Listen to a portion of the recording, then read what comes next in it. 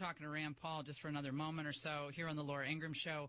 Vaccines, should they be mandatory? Now, of course, Obama chimed in on that before the Super Bowl. Chris Christie weighed in on it today. What's your thought on vaccinations?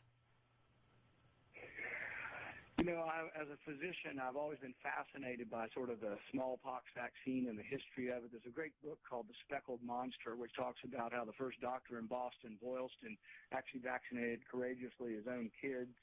Washington, got it naturally, but then vaccinated his wife. So I'm not anti-vaccine at all, but particularly most of them ought to be voluntary.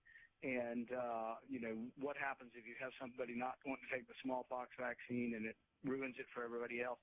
I think there are times in which there can be some rules, but for the most part it ought to be voluntary. And the biggest one was, I don't know if you remember when Governor Perry made it mandatory to get, for a sexually transmitted disease, to have everybody have to take it.